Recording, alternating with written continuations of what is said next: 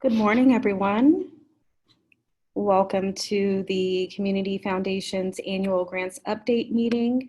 We're just going to pause for a moment to wait for our attendees to arrive. In the meantime, please note that the chat box has been disabled. You may use the Q&A box to comment or ask questions during the webinar, and we'll be with you shortly. If you're having any difficulties hearing us, please let us know through the Q&A.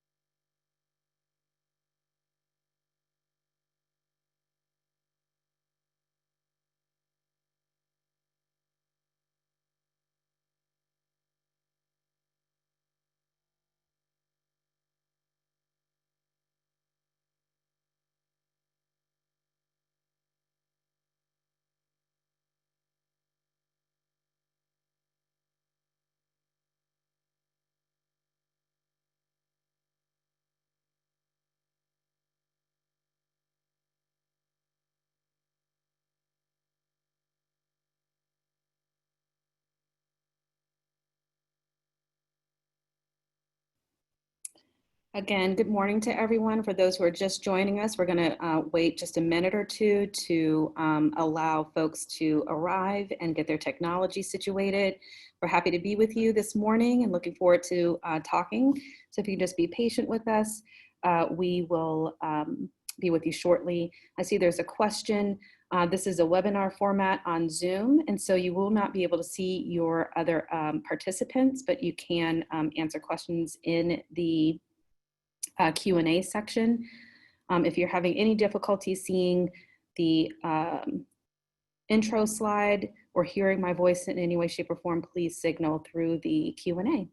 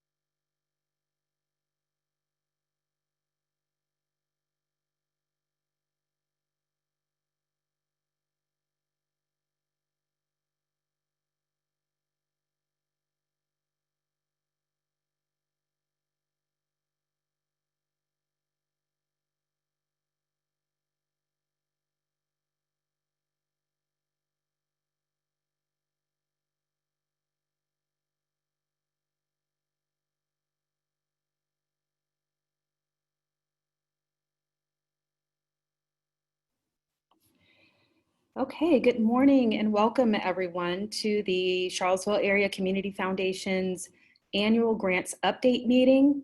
We are happy to have you joining us today. Before we get started, I'm going to go over a few basic housekeeping measures. First of all, we again welcome you all here this morning. We're happy that you are able to join us today. We hope today is really informative for you all. You'll note that during the webinar, attendee sound as well as chat and video have been disabled. These are features of the Zoom webinar platform. Please use the Q&A box to ask questions or comment throughout the webinar. Some questions will be answered directly in the Q&A feature, others will be answered live. Speakers will pause after each section to answer questions, and there will be a live Q&A at the end of the webinar as well. You'll note that you have the option to ask questions anonymously if you'd like. During the Q&A, you also have the capacity to upvote a question that's been asked. So if you notice someone has asked a question that you'd like answered as well, you can click on the thumbs up to boost the signal on that particular question. Please note that the webinar is going to be recorded and will be available on the Foundation's website afterwards. You will also receive a link via email once the webinar is complete. Also, please note there's a brief participant survey that you will see at the end of the webinar. We really encourage you to complete that survey so that we can get feedback on our program. So with that, I'll begin. My name is Eboni Bugg. I'm the Director of Programs here at the Community Foundation. I oversee all of our discretionary grant-making programs, as well as some of our special initiatives. I am currently managing the Community Emergency Response Fund COVID grants that were awarded earlier this summer to nonprofits seeking funds for emergency services related to the global pandemic. My contact information is listed on the screen as well, and I'll continue to introduce the other panelists for today's webinar. Next, we have Aiyana Marcus. Aiyana joined the Foundation over a year ago and oversees our large grant programs, including Strengthening Systems and Shaping Futures. Aiyana. Next, we have Diamond Walton. Diamond oversees our small grant programs, including Enriching Communities, the HEAL Fund, and will be taking the lead on the Community Recovery and Catalyst grants along with Ethan Tate. Her contact information is below as well. And then finally, I'd like to introduce Ethan Tate. He has just recently joined the Foundation in April, and Ethan oversees the Foundation's scholarship programs and donor and committee advised funds. He's the donor relations manager for grants and scholarships and is a member of the donor services team. Ethan is joining us today because he manages some of our small grant programs, including Bama Works, Twice as Nice, and the UVA Community Health Fund. This is something that's new for the Foundation. Historically, those programs have been kind of managed under various teams at the Foundation. But since these are all basically donor advised or committee advised funds, we're moving them under one house, and Ethan will be managing those. So that's a significant shift in that Bama Works in particular will not be managed by the Foundation's programs team. So Ethan will share a little bit more about his work and some other opportunities with the Foundation later on. So I'm going to move on to the main section of our webinar today. The first piece I will be presenting on is our efforts to listen to the community over the past couple years and what we've learned from them. In the same way that we are encouraging our nonprofit partners to listen to their constituents and engage their voices in decision-making and co-creating solutions to our pressing problems, the Foundation is also committed to speaking with and learning from our key stakeholders, in particular our nonprofit and organizational partners. We want to thank everyone for all of their support in helping us gather information, for providing candid and extraordinarily constructive feedback that will help shape our programs for a while to come. So in this process, we engaged several mechanisms for listening to the community. We conducted Center for Effective Philanthropy perception surveys in 2017, as well as 2019, and we have some of those results to share with you.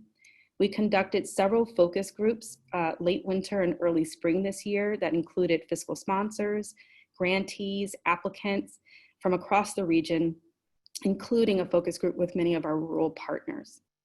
We also conducted a number of partner meetings, and these were meetings that were helping individuals or organizations design their programmatic work. These were also meetings to give feedback to nonprofit organizations who may not have received funding from the Foundation, or other folks who just like for us to get to know their programs via site visits and other opportunities. These meetings are very rich in information for us, and we have some information from those as well. Over the past couple of months, we've been learning from the community, in particular as it's navigated both a global pandemic as well as increased awareness of and unrest in the wake of racial inequality and police violence against Black people. We have the benefit of partnering and learning from our friends over at the Center for Nonprofit Excellence, who conducted a nonprofit needs assessment earlier on this year. And we've been able to use some of their results to help shape what we're doing moving forward. In addition, we ran several programs, including a household support program and grant making programs through our Community Emergency Response Fund. And that process also garnered some significant learnings for the foundation. So first, I'd like to share a little bit about our Center for Effective Philanthropy, or CEP, survey results. Again, we conducted the surveys in 2017 as well as 2019. This most recent survey showed a 67% response rate from about 100 different organizations. You can see that we had a broad and fairly representative range of grantees, from budget size to geography. This year, the CEP survey instituted a new question regarding whether or not an organization has been led by a person of color. And so we are able to desegregate the data based on that information as well. You'll note that the primary respondents were from enriching communities and our HEAL Fund. We also had some of our large grant partners represented, but they were a statistically small sample, and so are not represented in this particular chart. This slide represents a word cloud formed from the qualitative comments submitted by grantees. This slide represents individuals who have received funding from the foundation in 2019. The chart on the right indicates the change in key measures, including field impact, community impact, organizational impact, the strength of our relationships, and the way in which we manage our grant making and selection process. This represents changes from 2017 to 2019. And so we're quite pleased at the foundation to note that changes in staffing, new programs, our capacity to listen and connect with our grantees is paying off and is demonstrating some statistical change from 2017 to 2019. Please note that we recognize that there is a lot of areas that we want to work on, but we do want to take a moment to celebrate the sense of accomplishment of having connected with you all in ways that feel meaningful and impactful to your work. This slide represents the results from applicants. These are individuals who have applied to the foundation in 2019 but did not receive funding. And so there are some key measures that are not measurable for those applicants. So you'll see a difference in this slide here. But the word cloud represents their understanding of their experience with the foundation, and the key measures represent the change from 2017 to 2019. You can see that there's a slight trend upwards for community impact. Otherwise, there's a sense of leveling off in terms of field impact, as well as our proposal process. Some of these things can be attributed to not receiving funding. However, the qualitative information, the comments submitted by our applicants who did not receive funding have provided valuable feedback and insight into some of the things that we can do to make our process more accessible and helpful to people who are applying. Our ultimate goal is to have the process, whether you receive a grant or not, to be helpful in some way, shape, or form in shaping your programs and your work.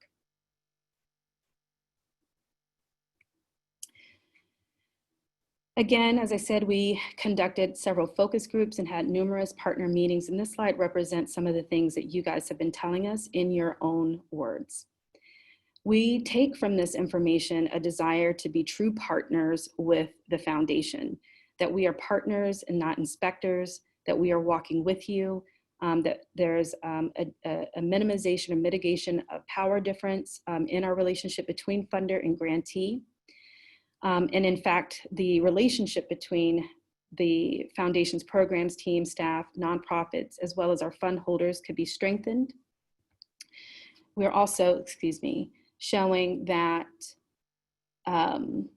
there's some anxiety about changes at the foundation, wondering about staff change and turnover, and staff responsiveness and availability, as well as concerns about our recent communications related to our equity journey, as well as our Heal Fund grant program, and whether or not those things constitute some fundamental shift in the foundation's funding priorities. So we hope that throughout the webinar today, some of these things will be answered, and others will be reinforced and highlighted. And so I just want to note this first quote here in the corner on the left-hand side that came from one of our focus group participants, and that really represents what we hope to do here at the foundation, is to walk with you through the valley and not just give directions, but that we're in this work and that we're here to be supportive without judgment or a punitive stance. So next, I'm going to share several slides that have some key learnings and recommendations based on the CEP survey, focus groups, partner meetings, and they fall into three primary categories. The first is about relationships. And the recommendation from the survey from CEP is taking the foundation strategy and capacity into account. It will be helpful for us to explore all of the ways that we can strengthen our relationships with grantees. And here are some of the things that we have been considering, and you'll see reflected throughout today's webinar as well. One thing for sure is that we want to improve our grantee and applicant feedback mechanism.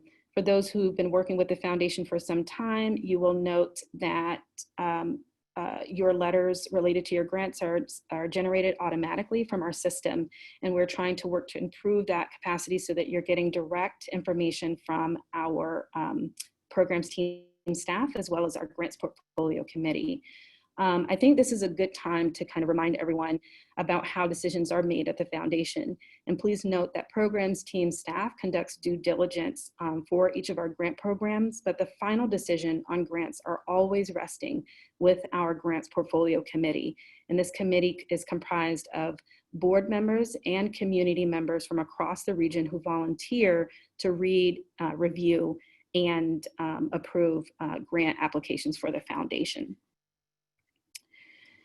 As we noted earlier, we've increased staff over the course of the past 6 months, including bringing Ethan on as Donor Relations Manager for grants and scholarships. This position will allow the programs team to focus on discretionary grant making by moving the Bama Works program and UVA Community Health program over to the donor services side. And this will allow us to be a little bit more high touch and responsive. This will also hopefully allow for us to see you more and be out in the community. We've also added a new marketing communications manager position at the foundation, and through collaboration with HEM, we'll hope to increase our communications touch points and share information a little bit more effectively. We are also working on developing a comprehensive outreach plan for ongoing feedback, both from our organizational partners, but as well as citizens in our various constituencies and rural communities. And we are also working to increase the number of site visits to strengthen relationships, to evaluate progress, and provide thought partnership as well to folks. So these are our attempts at strengthening relationships with grantees. Our next key area or key themes and recommendations were related to non-monetary support for grantees. Given grantees' positive experiences, explore providing a larger proportion of grantees with supports beyond the grant check, particularly as it relates to capacity building and fundraising assistance. And we are hearing you guys loud and clear. One of the things that's been asked of the foundation is to make greater efforts at facilitating fiscal sponsorship, supporting organizations through our grant making for organizational capacity building, not just programmatic funds,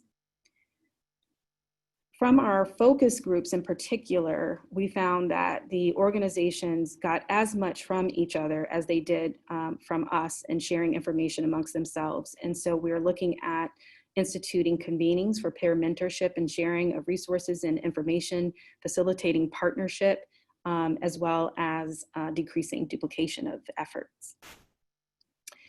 Our team has been and will continue to participate on regional work groups and coalitions.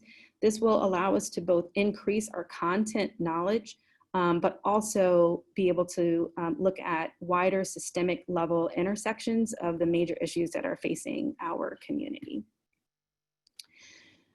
We also recognize the need to leverage our relational capital for follow-on funding for grantees, and to create a very strong alignment between our donor services and programs team to connect nonprofits to other funders and donors in the community and those that have funds at the foundation as well. And then the final area related to the feedback that we received from the CEP survey and focus groups is related to our infrastructure and a desire for folks to have a more straightforward, adapted, and aligned and relevant process with us. And so we're trending towards increases in award amounts, unrestricted fundings, and longer grant periods. We are considering site visit evaluation rather than written reports. We are conducting an equity assessment during the review process, and this is an assessment of how we distribute funding across small organizations, for example, across geography, things like that. We are looking at opening funding opportunities to businesses and individuals through partnerships and fiscal sponsorships, similar to what we did with the HEAL Fund program. Also, exploring and inviting a streamlined and simplified application process based on trust and mutual understanding. This might include allowing folks to recycle grant materials and documents, as well as introducing new media that will help them explain their work better. So rather than a form application, for example, individuals may be able to produce a video or do an interview instead. So these are all things that our programs team is considering. Some of these things we'll be sharing more in detail about when we talk about enriching communities and the future of that grant program. But we hope that you feel as excited as we are about some of the changes that are forthcoming and the ways in which we are assimilating the feedback that we're receiving from you. So I'm going to pause here for a moment just to see if there are any questions related to the focus groups or the CEP survey results. You can use the Q&A feature on the bar on your screen.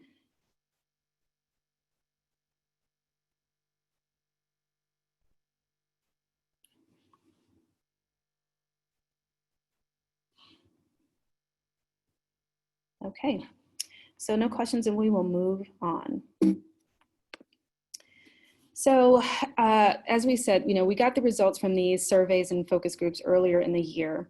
And then from March until May, the foundation was largely engaged with our Community Emergency Response Fund and COVID-19 response.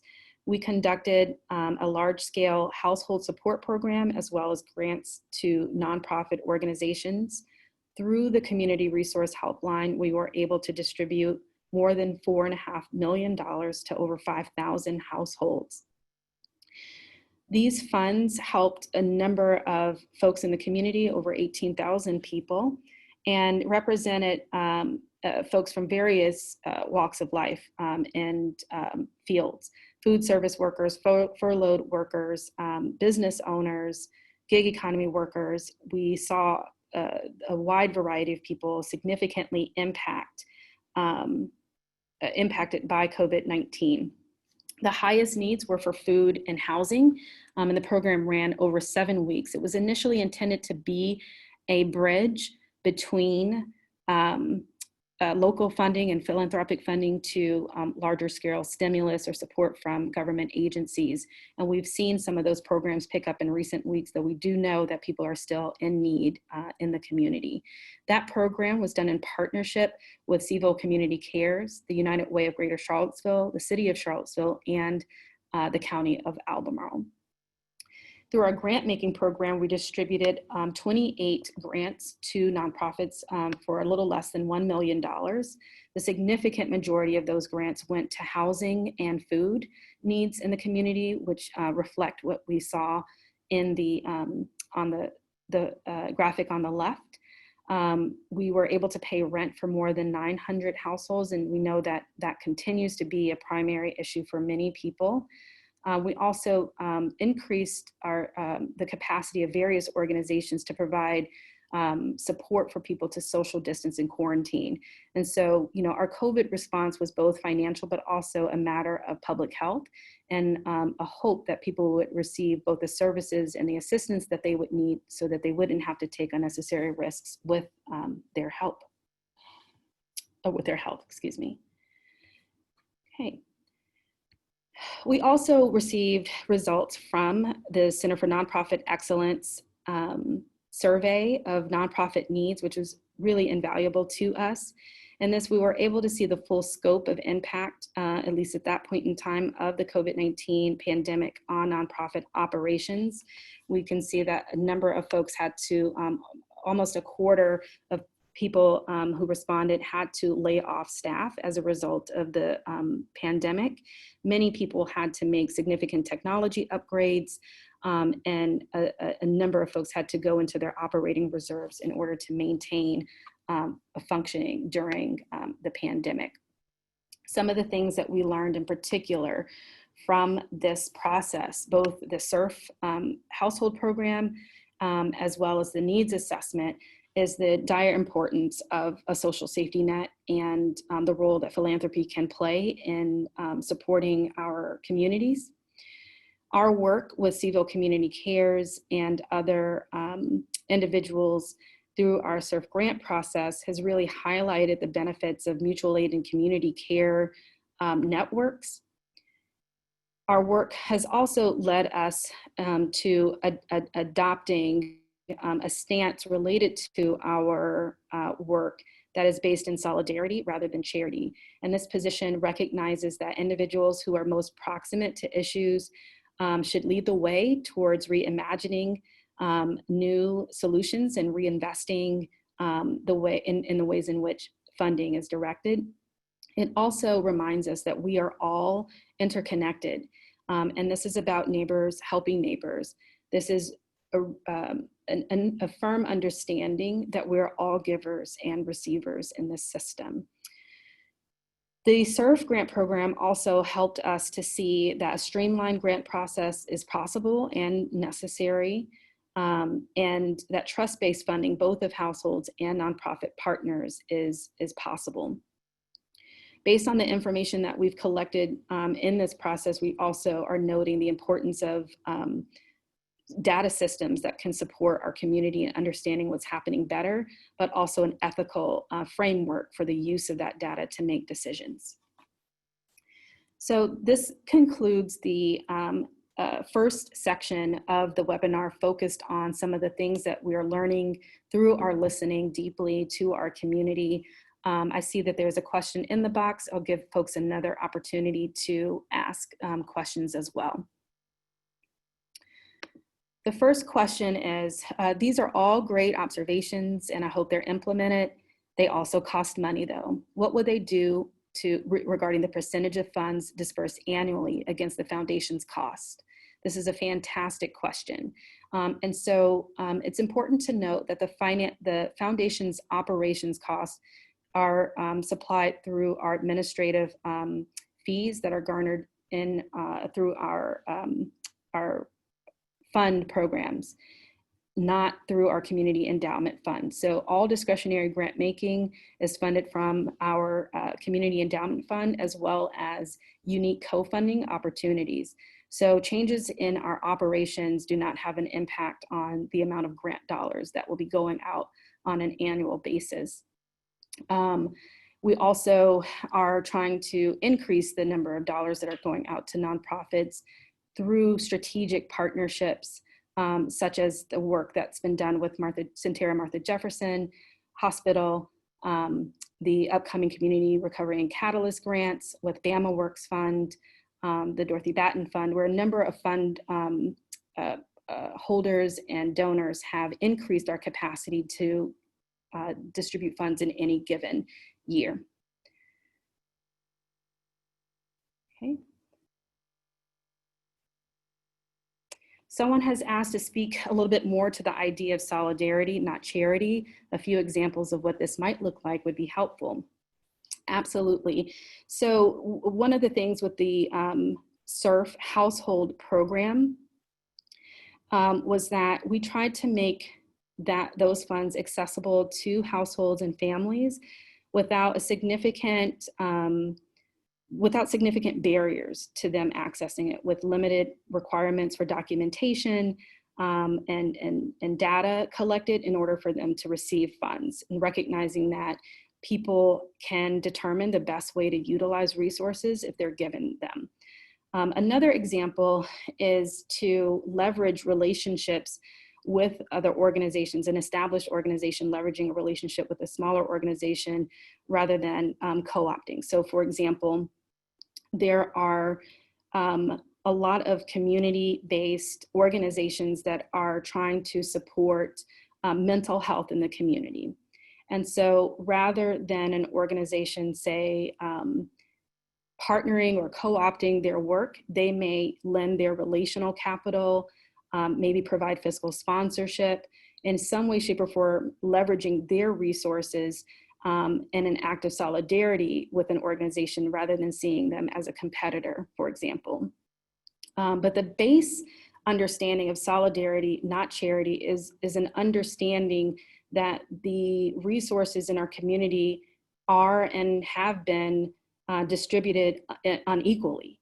And so we have to recognize that in order to stand in solidarity with folks, we have to acknowledge that fact first off. And so recognizing that things have been done unequally, what does it mean to then stand in solidarity with an organization that's trying to solve something as opposed to giving it something? And so it's a do with, not for attitude on multiple levels. And it's rooted in the desire for more equitable distribution of resources. Okay, there's another question. I'll take one more here about the definition of trust-based funding. And I think that relates to that solidarity component as well. And trust-based funding indicates that, that there is a mutual understanding and trust that individuals who have been called on or entrusted to care for our community are doing so in the best way possible. And as such, our funding decisions related to those should not require extraordinary efforts or hoops, administrative hurdles for them to jump through in order to access those funds. And I think that applies to both programs like the household program as well as programs like our grant making. So I'm going to pause here so that we can get into the meat of what we're heading into next. So I'm looking and noting some of the questions while the next presenter is talking. I may answer some of those within the Q&A so that you can have them. And so for now, I'll turn this over to Diamond Walton, who's going to share a little bit about our upcoming Community Recovery and Catalyst Grant Program. Thank you, Ebony. Hello, everyone. It's good to be with you today. As Ebony shared, the Foundation is truly committed to listening to our neighbors and community partners. And this posture of listening and learning has been instrumental in helping us determine how to best support our community during this time. We quickly realized that due to the current health and economic and social challenges we're experiencing, there was an urgent need to reorient our funding for the fall. The Community Recovery and Catalyst grants are the Foundation's response to nonprofit needs in the wake of COVID-19 and the ongoing impact of systemic racism on our community. We are committed to supporting our nonprofits' recovery from COVID-19 and hope that our current social context challenges the status quo and catalyzes initiatives that help build a more sustainable, accessible, and equitable region. I want to reiterate that this is a special grant round. It does not indicate any permanent change in funding priorities or funding structure. So expect the return to our typical grant schedule and structure in 2021. I also want to express appreciation for the Bama Works Fund of the Dave Matthews Band, Dorothy Batten, UVA Community Health, and the Twice as Nice Fund for their funding to make this grant possible. Now, I will walk through the funding guidelines for the Community Recovery and Catalyst Grant Program.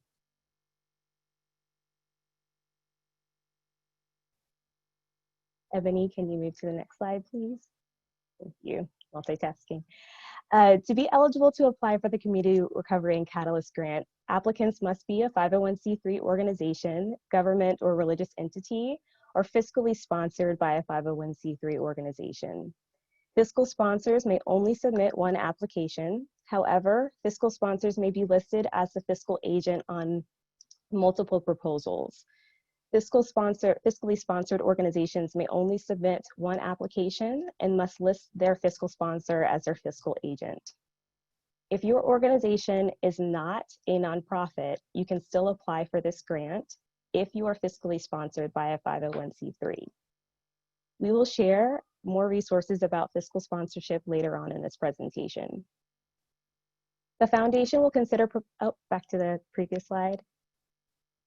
Thank you. The foundation will consider proposals affecting populations living in any geography within the city of Charlottesville and the counties of Albemarle, Buckingham, Fluvanna, Greene, Louisa, Orange, and Nelson. Organizations may only submit one application. A note for public and private schools. Public and private schools may submit one application per school, and public school districts may submit one application per school district. All public school proposals must be submitted by the superintendent's office and include a letter of support from the superintendent. All private and independent school proposals must include a letter of support from the principal or headmaster. All eligible organizations are welcome to apply, whether or not they have previously received funding from the foundation. So that means that Enriching Communities consecutive year funding restrictions do not apply to this grant. Next slide. Community Recovery and Catalyst grants will be one-time unrestricted awards of up to $50,000 to be used over the period of 1 year. The foundation currently has approximately $2 million worth of funding to award, and we're in the process of fundraising and are hopeful that we'll be able to award more. There are some limitations on funding requests, which I will discuss in a moment, but generally speaking, unrestricted funds may be used for anything, including general operating expenses.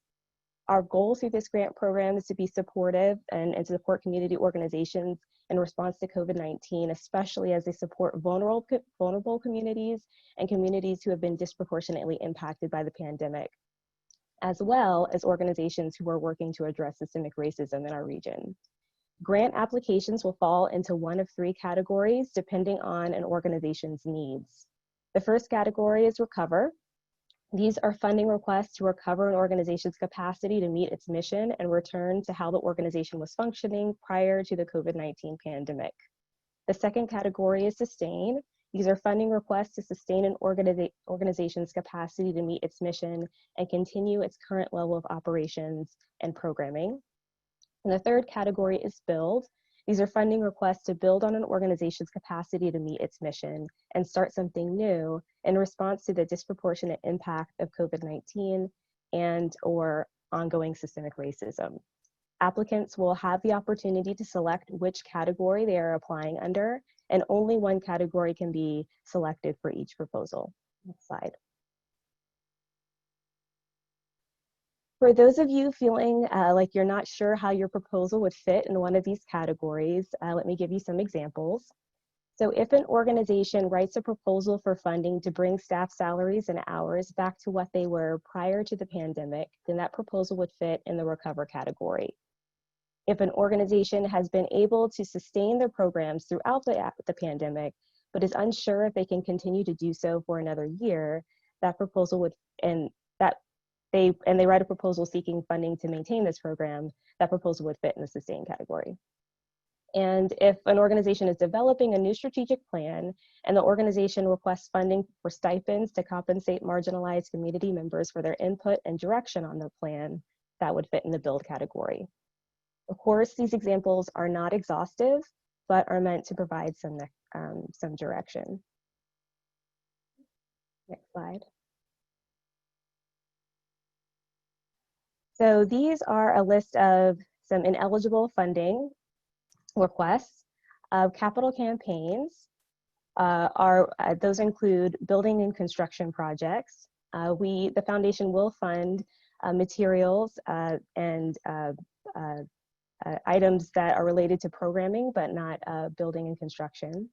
Replenishing reserves that may have been lost during the pandemic, those will not be funded. Funding endowments, reimbursing expenses already accrued, and activities and initiatives that conflict with the state of Virginia's public health recommendations, including large public gatherings. So when applications are accepted, they will be reviewed with the following criteria. First, they will be reviewed for alignment. So that means the proposal demonstrates an alignment with the timing and purpose of the grant program.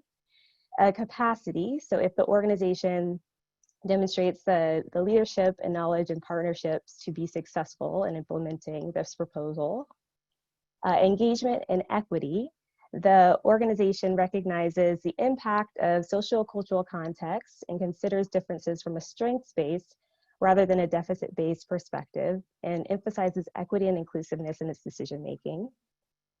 Financial stewardship, so there is a clear alignment between the proposed budget and the activities and goals outlined in the proposal. And impact, these are the outcomes, the outcomes and expected impact of the organization and program are clearly outlined, and the method for evaluation for measuring impact.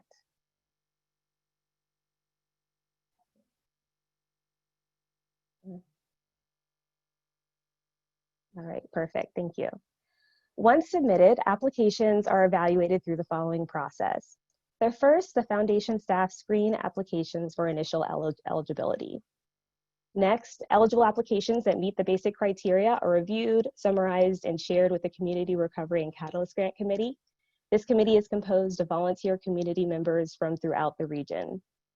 After that, the applications are reviewed by committee members and scored according to the grant criteria listed on the previous slide.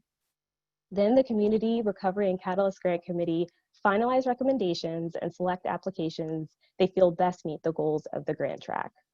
Finally, the committee recommendations are approved by the Foundation Board of Directors, and distributions will be finalized by October 2020. In terms of reporting, all grant award winners will receive one virtual site visit over the course of the grant period, and they will also be required to submit a final budget report at the end of the grant period. Now, I'm going to discuss the application process. Before you apply, you can preview the application on the CACF website.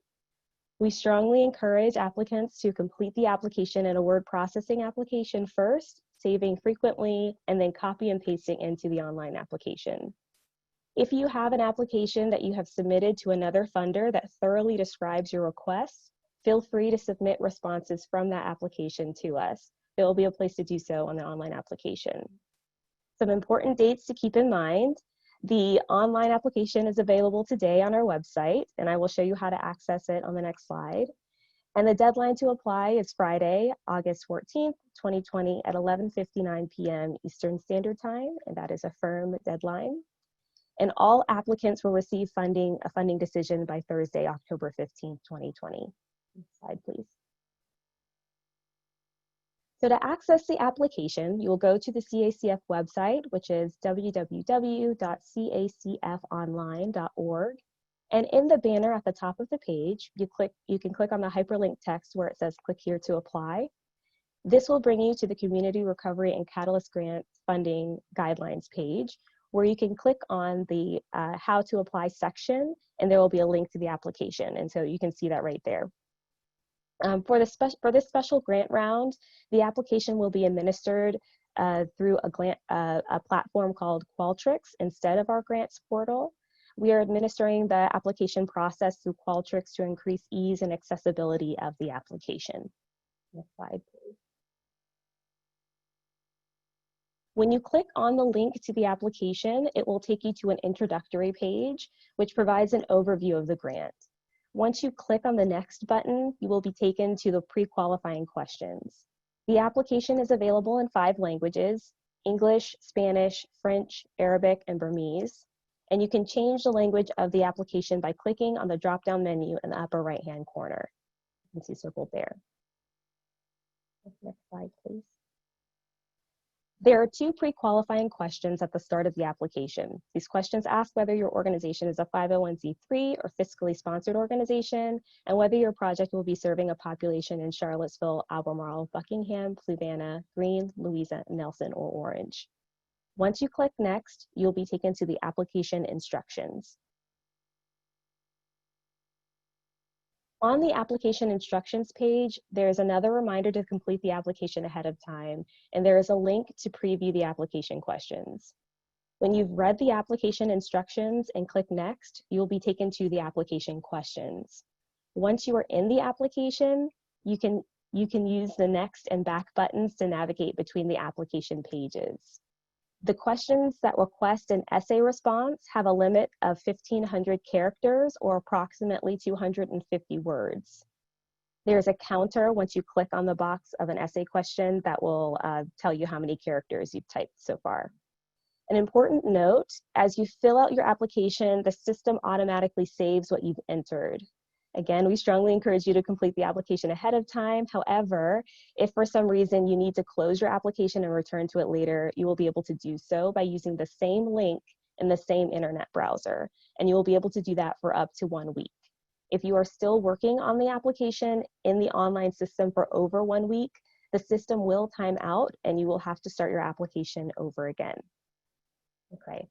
So I'm going to take a moment to pause here to see if you all have questions about the guidelines and the application process and accessing the application.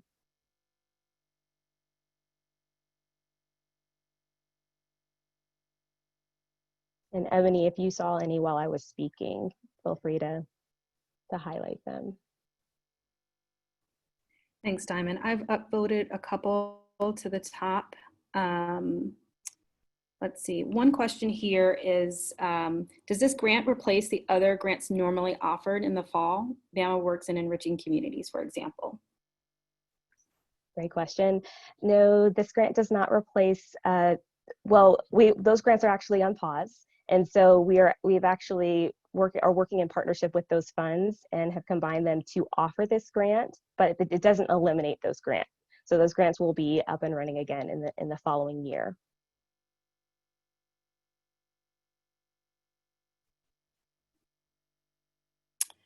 Another question that we had is there a hierarchy, of funding priority between the 3 categories? No, there is no hierarchy. We just ask for applicants to be honest about what their needs are and to be clear in what they're requesting, but we are not prioritizing one category over another. One person asked if they can use their CACF recovery grant application responses with updates.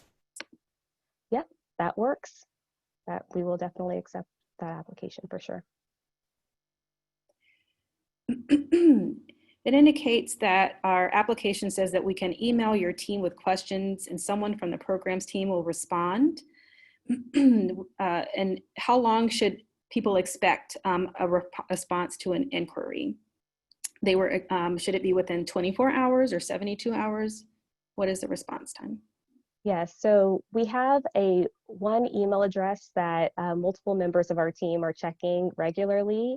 It's crcgrants, grants, @cacfonline.org. And you should expect a response within 2 days. Great. Diamond, there are several questions here. Can we talk about what unrestricted means? Sure. So unrestricted is funding for anything that you need. There are some limitations, and those are explicitly laid out in the funding guidelines. But apart from that, they are open to whatever your organization needs to fund. And that includes general operating expenses. Great. Sorry, I'm just checking. There's a question here, and I can answer this briefly. If the application bridges between categories, the short answer is yes. And because we don't live in static categories in real life, but you will be prompted on the application to choose one as your primary area. And yes, if applications are not accepted, we will provide feedback, as has been done in the past.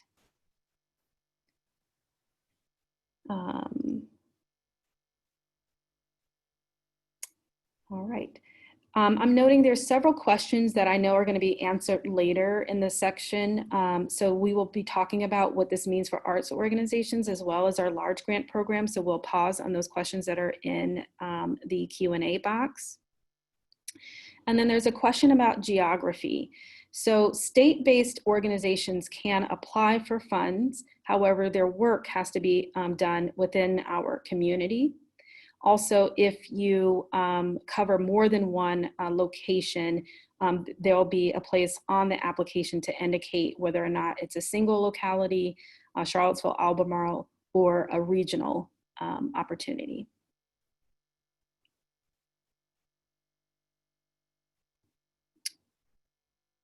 And there's some questions about the financial report or budget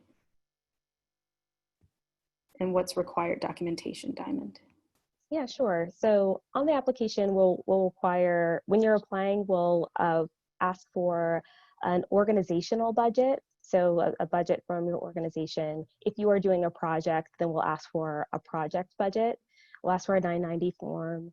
And there are some optional, if you're fiscally sponsored, we'll need a fiscal sponsor letter, and there are some optional attachments. There are 3 spaces for optional attachments. These could be your annual reports or letters of recommendation.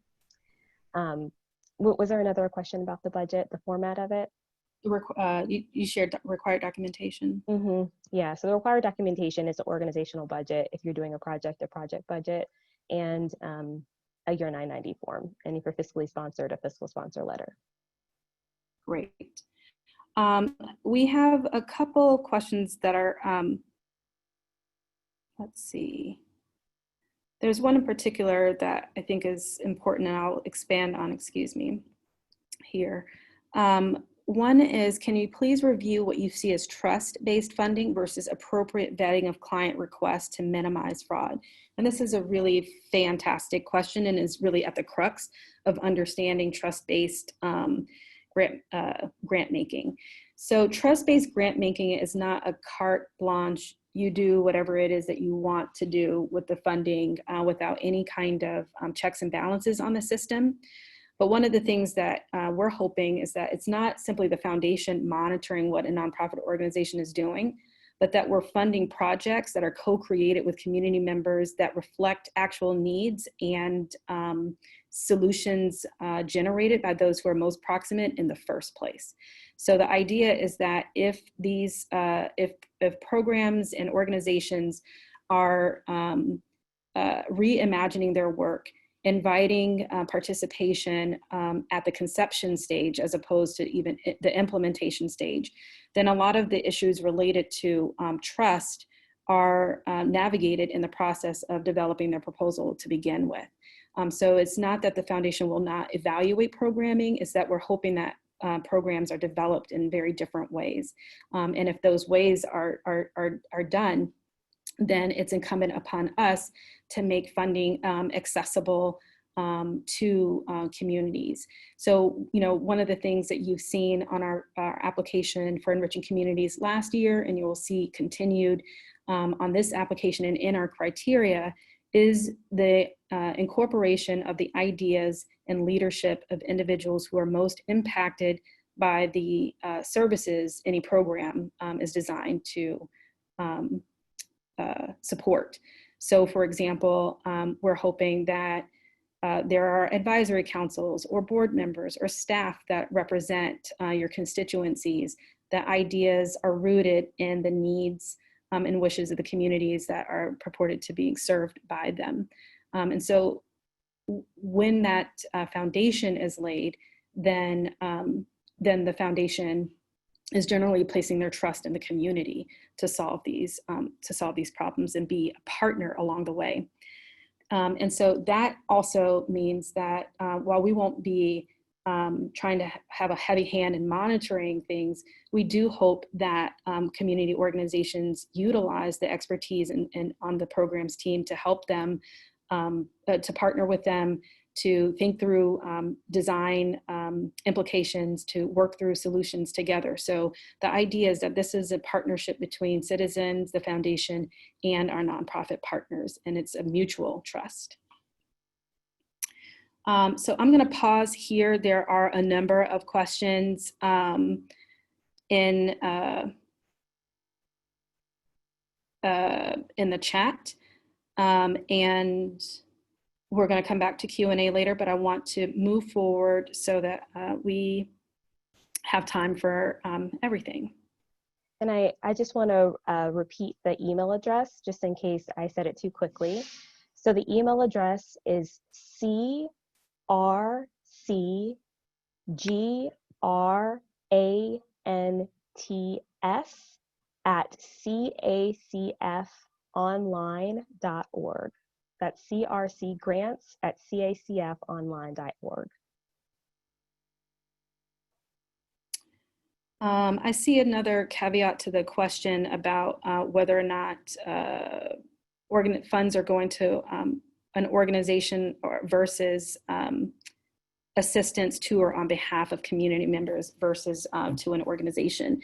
And I think that, yeah, trust-based funding in that regard applies in the same way that we're trusting our clientele to make appropriate decisions about the use of resources that are given to them. And the foundation would not impose any sort of draconian requirements on the part of the nonprofit that would then carry over to the client seeking funds. But we would ask that people are always good stewards of the resources that are available as they are limited. All right, so we're going to move on here. And so next we have Ethan Tate that's going to share some exciting news about ways that we're hoping to support our nonprofit organizations and community-based organizations even more. Great. Thank you, Ebony and Diamond. I appreciate all the work that's gone into this. As Ebony said earlier, one of the recurring themes we've heard on site visits is a conversation that goes something like this. What can CACF do to help us build capacity? We know what the need is. We know it isn't something that we can hire a full-time person or even a part-time person to do. We don't have a line item in the budget to pay for it necessarily. But if we could just get blank done, we could serve our community even better.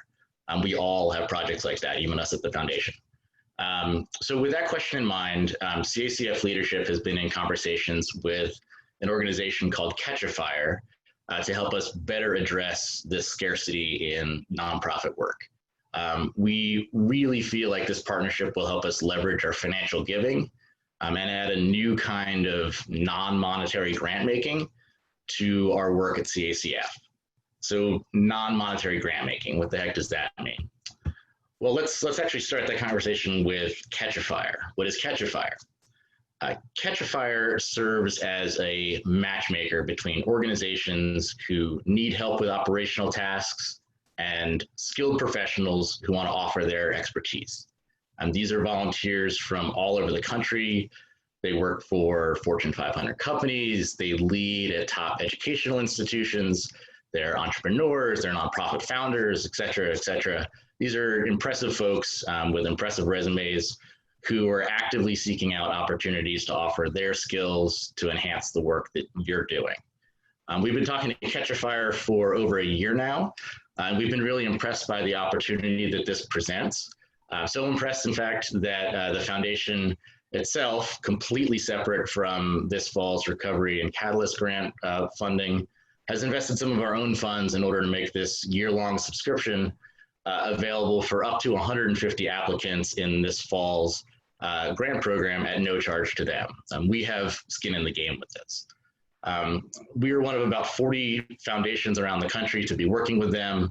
And the folks at Catch a Fire, including some UVA grads, are genuinely excited to be working with us and working with folks in our area. So what kind of capacity building projects can I get help with from Catch a Fire? This next slide shows a couple of examples of the general categories of projects that Catch a Fire can help facilitate with you. It ranges from marketing, operations, technology, all the way through program management and evaluation.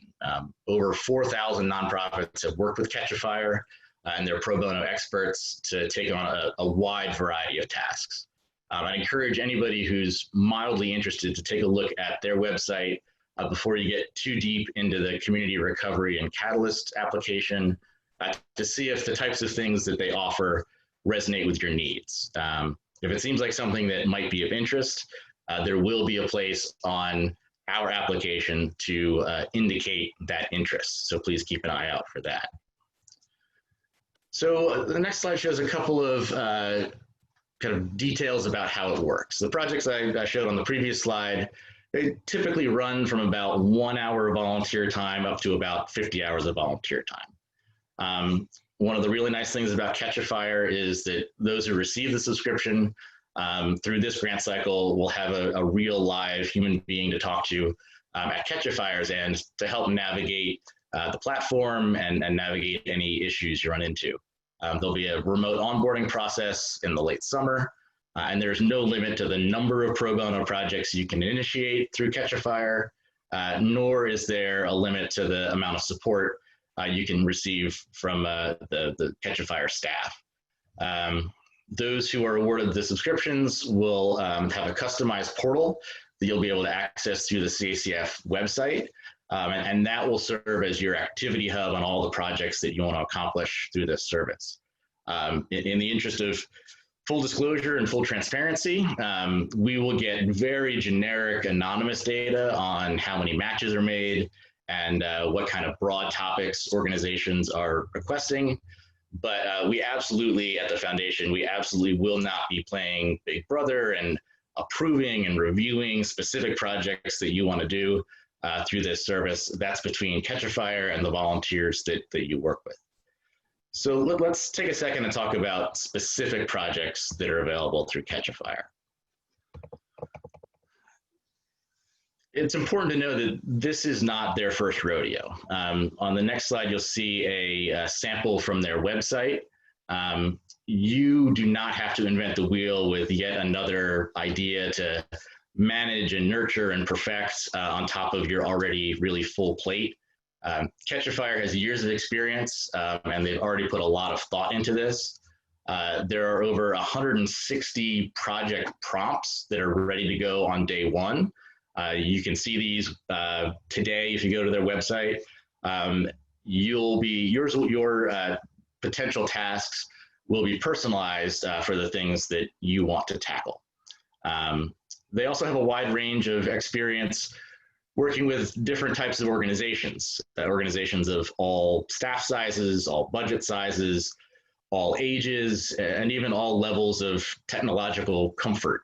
If one of the things you're struggling with as an organization is this notion of going remote in a global pandemic, and you're not too comfortable with Zoom, and you're not too comfortable with teleconferencing, and you're not sure how all that works, that's absolutely one of the types of services that they can provide. They can provide coaches for how to set that up, how to maintain it, how to troubleshoot it, and things like that. They also have a wide experience working with a wide variety of volunteers. Over 10 million volunteers to date have engaged with Catch a Fire. And it's important to note that this is a pilot. Periodically throughout and at the end, we'll be checking in with the Catch a Fire grantees to see how things are going. We've been talking with them for a while. There's mutual excitement genuinely about the potential for this, but we want to hear from the recipients, so whether or not it's legitimately adding value to the work that you're doing in our community.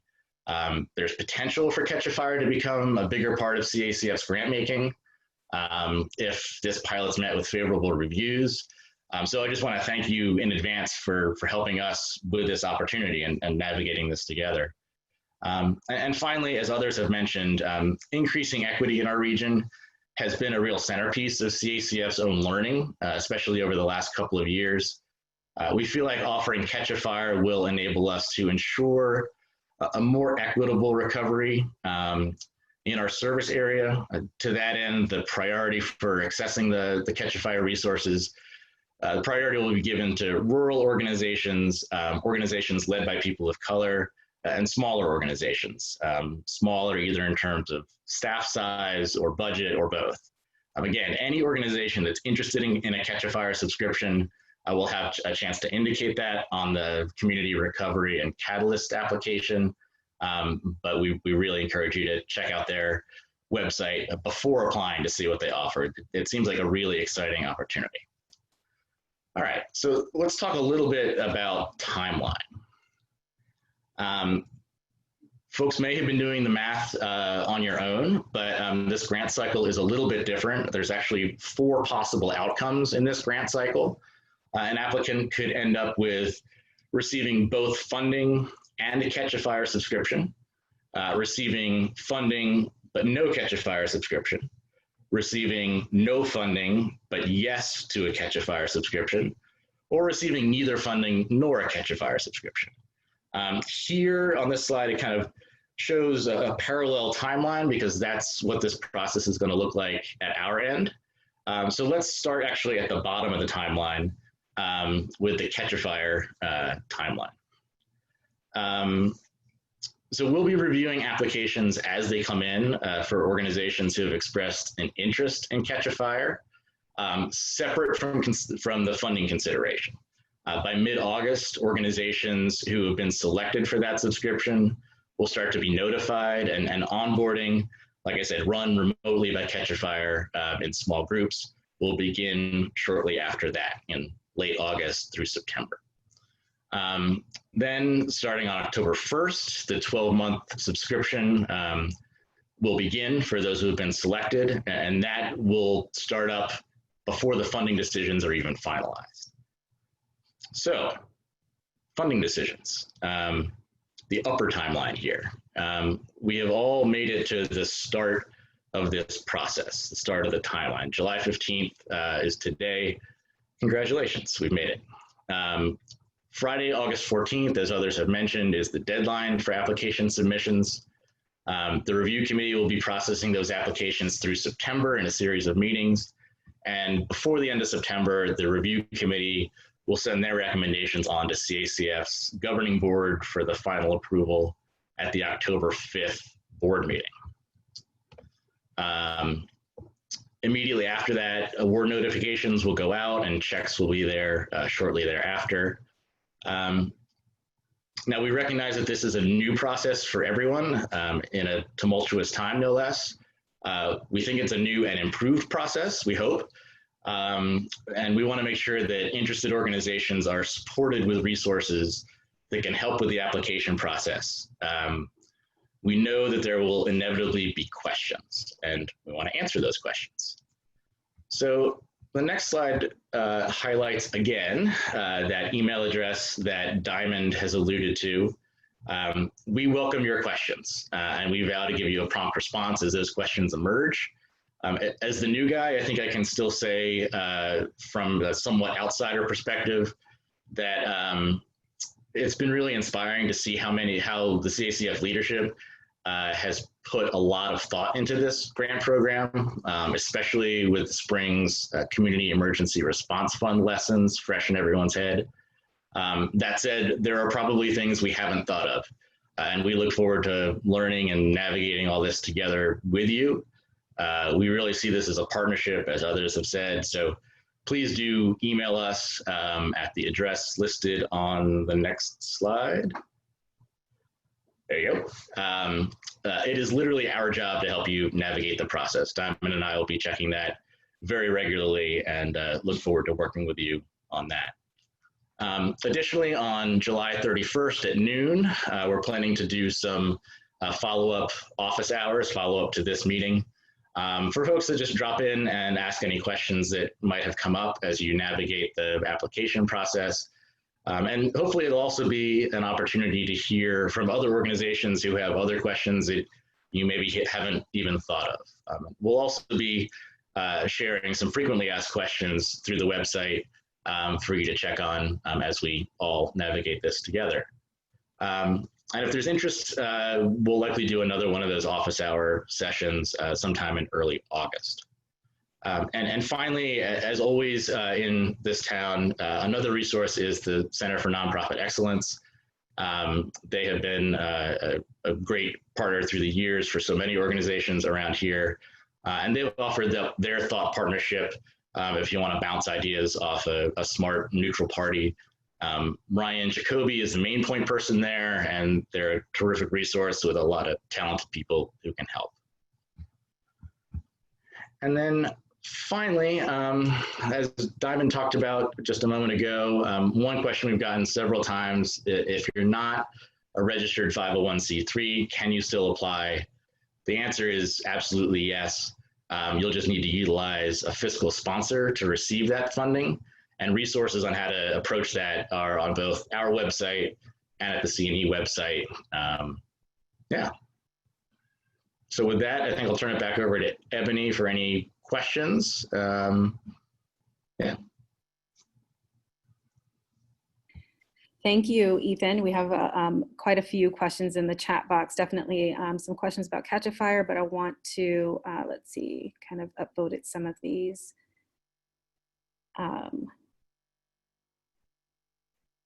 Questions. Let's see.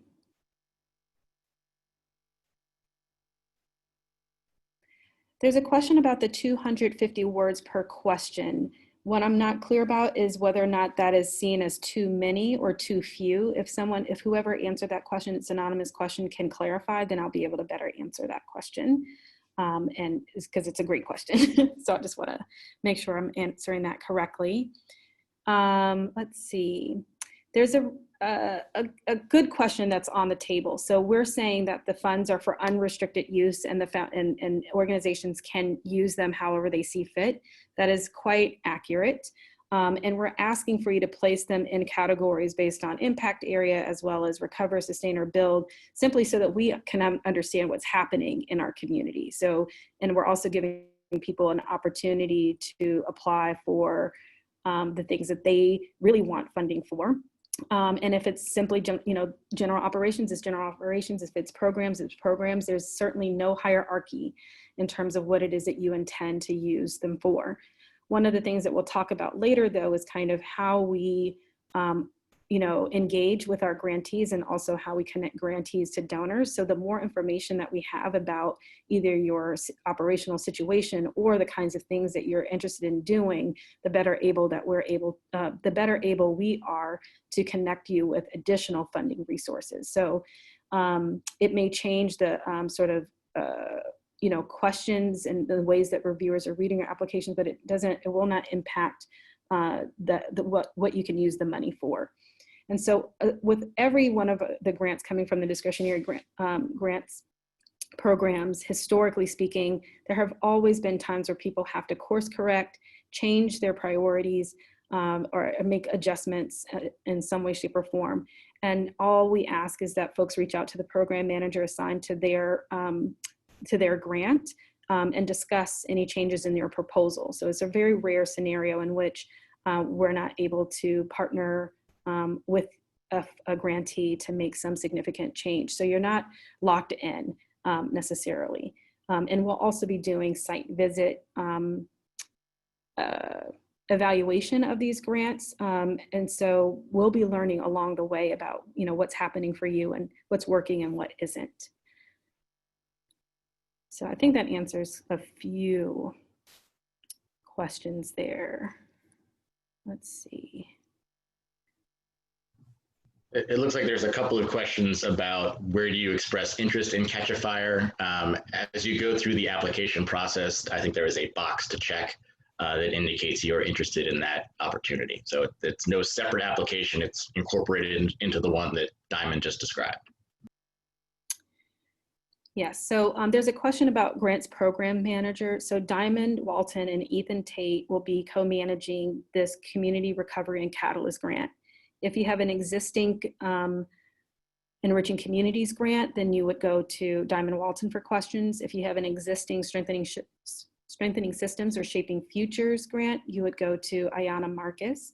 If you have an existing SURF emergency grant, you would come to me, and we will make sure that that information is available on our website as well for you all. So the program managers are already assigned and associated with their grant programs.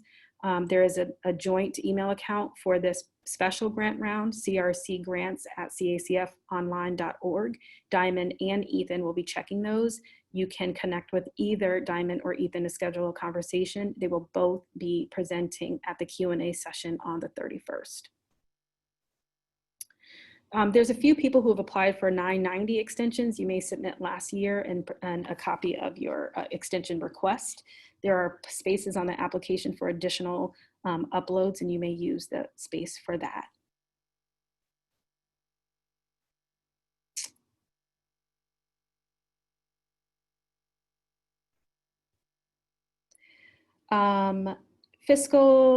There's a fiscal sponsor question here, Ethan.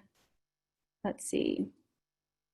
Would a 501c3 that serves as a fiscal agent for another organization be deemed ineligible if the other organization submits an application?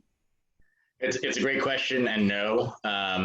Both a sponsored organization and a sponsoring organization can each apply for completely different requests. That's totally fine. We do not want to penalize organizations who are acting as a fiscal sponsor, because we recognize the value that is to the community. Thank you. Let's see. If we partner with another community organization and indicate that we want to be considered for the Catch a Fire subscription, which organization receives the subscription, the primary organization or both listed on the application? That's a fantastic question. There will have to be a primary organization who's submitting the application, and so it would go to them. However, you can send an email to crcgrants@cacfonline.org to indicate that both you and your partner would like to be considered, and the team will follow up with you directly.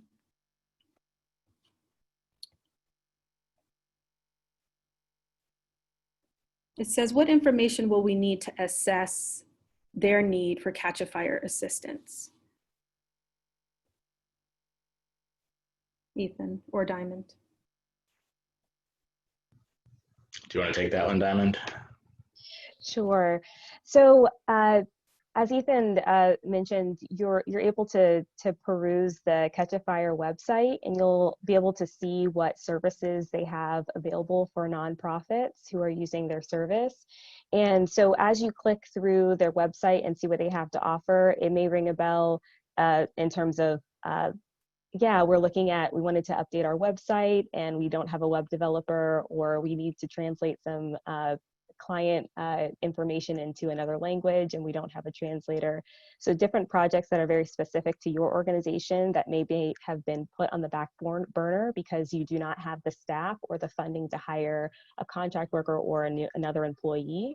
As you look through their website, you may see that they are offering things that would help you on projects that you're just unable to complete at this time.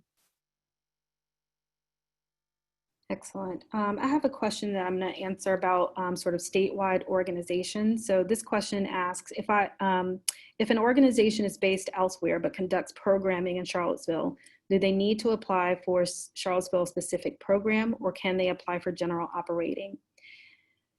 The answer is you can apply for either. It can be for a specific program or general operating. However, I will say that based on my experience with the Grants Portfolio Committee, looking at general operations costs for organizations that are based outside of Charlottesville, your application will have to significantly demonstrate the degree to which your operational costs are expended on your Charlottesville programming or programming that exists within this region. And so it's not, it's a request that's valid. You will just have to make your case. And that applies really in general to any kind of statewide organization with regards to whether it's programmatic or operationally.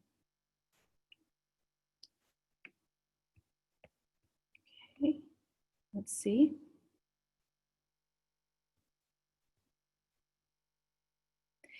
Again, there's a question about sort of program officer assignment. So if you, our program officers are assigned by grant. If you're applying for this grant program, it is co-managed by Diamond Walton and Ethan Tate. So they will both be the program managers assigned to your case. It's likely if you submit an email, for example, or request a meeting, then that person is the person that you would work most closely with once you've made contact. But either are available for technical assistance as well as helping you to shape your proposal or answer questions.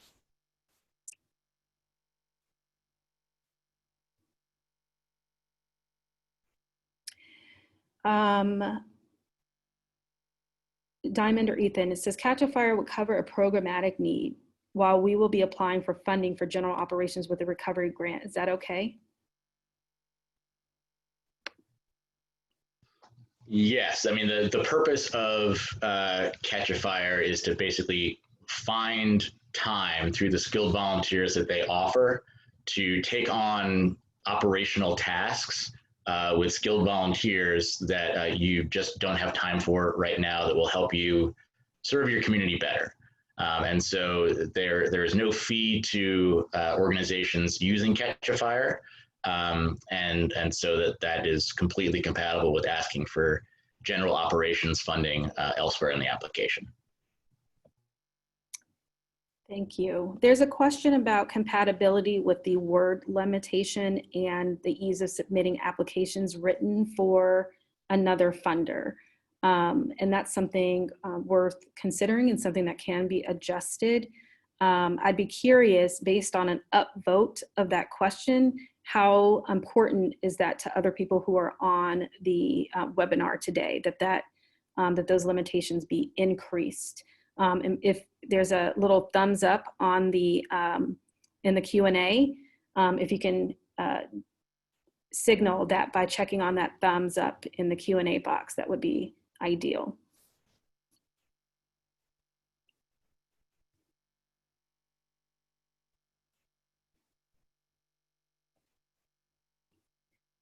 And so we'll keep an eye on that as we move through the Q&A, but for sure continue to upvote any questions that are important to you.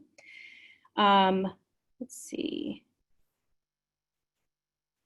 There are some questions that are getting close to where some of the standard questions that were asked during the registration. So I'm going to shift forward a little bit, and there'll still be time afterwards for additional Q&A. So first, we're going to answer some of the questions that were submitted via your registration information. Then we'll do the live Q&A, and at the end, there'll be links to web resources and programs team support here.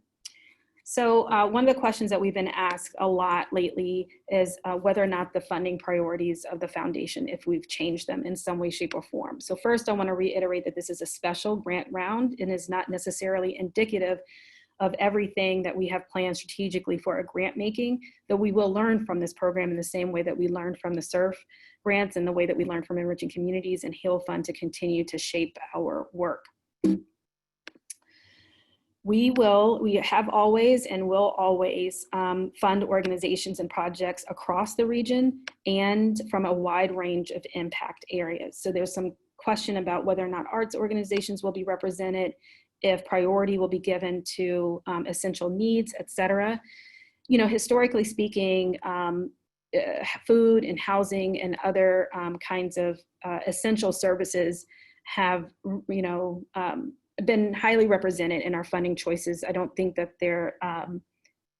that will change significantly, but we're also recognizing how intricately linked all of our service programs are to the success of people navigating the current crises that are facing us, both in terms of recovering from the pandemic, but also trying to find equitable social solutions to mitigate inequality in our communities. And so we are taking a broad view with this program and with all of our programs. I want to note that in our CEP survey results, focus groups, and in some of your questions prior to the registration, there is some concern that the foundation's language and communications related to racial equity will leave some organizations behind, and that we're not focused on other things. We at the foundation believe that equity underscores everything that we do. And we're speaking on focusing explicitly on racial equity, but not exclusively on racial equity. Oftentimes, questions or concerns related to racial equity can get buried due to our historical discomfort with navigating it. It's also a massive issue to be reconciled. And so we understand why there may be some anxiety about that. But we're focused on our entire region and ensuring that it's a region that works for all. We also believe that if we can solve problems for the lowest common denominator, that our entire community benefits from that. And so we will keep you posted on the highlights and learnings from our equity journey as we learn and grow, and hope to bring you along with us on that. We're equally invested in ensuring that funds are distributed amongst a variety of organizations. So we will continue to fund general operations. We get this question all the time. And the answer is that we have and always will fund general operations, and it represents the vast majority of funding to nonprofits from our discretionary grant-making programs. Across the board, every single year, 60 to 70% go to general operations, but there is some perception that those projects are evaluated differently or not funded fully, but that's not the case. What we are doing that we feel is maybe not different, but certainly emphasized, is encouraging community-led organizations to apply for grants. We're trying to increase the accessibility of our grant-making dollars. We're also inviting those who are most proximate to issues facing us to lead the way. We reimagine solutions and direct funding, and applying an equity lens to how we distribute resources. So someone asked a question about what does that mean? And what that means is that we would like for our distribution to be representative of the community that we're serving. So for example, historically speaking, most of our grants tend to fund Charlottesville and Albemarle as compared to our rural communities, and we'd like to bring that into greater balance. Some people have indicated that without the support of a fiscal sponsor, for example, some grassroots or community-led organizations would not be able to access funding. So we're trying to increase those organizations' capacity to access that resource to be able to move their ideas forward. We're also recognizing that small organizations have great ideas and are making huge impact in our community, but may not have all of the grant writing expertise or just administrative capacity to, say, apply for one of our large grants. And so we're offering things like Catch a Fire to make sure that those organizations have the support that they need without having to increase infrastructure unnecessarily. So we're looking at how we distribute resources with an equity lens across the board. And our belief is that an equitable philanthropic practice is just good philanthropic practice. Finally, I will just say that any changes or updates to the Foundation's grant-making priorities and or processes will be fully vetted with key stakeholder groups and broadly communicated. We are trying to practice what we preach here, and so we're asking folks to incorporate the voices and co-create with individuals that are most proximate, and we're doing the same thing. So whether it is conducting our focus groups, our CEP surveys, or asking you to upvote this question to see if we need to go ahead and expand the space constraints on this application in situ, we're listening and we're trying to respond appropriately. Just to give you a note, I've had a couple votes for that. So if you are interested in having that word limit increase, please do check the thumbs up on the Q&A. The question states, 250 words per question is very difficult. How do you reconcile that limitation with the ease of submitting applications written for another funder? Great. So there we go. I'll pause there in terms of our funding priorities, and I'll turn it over to Aiyana Marcus. Great, thank you, Ebony, and good morning, everyone. I'm Aiyana Marcus, as Ebony mentioned, and my role is managing our large multi-year grants. And I'm going to address one of the questions that we received, which asks, what does this mean for the arts? And the foundation is still committed, of course, to funding arts-based organizations. We truly see the value of art in our community. There is a wonderful write-up by Liz Crane, the Deputy Director for Art Place America, earlier this year in January, that was titled Transforming Community Development Through Arts and Culture.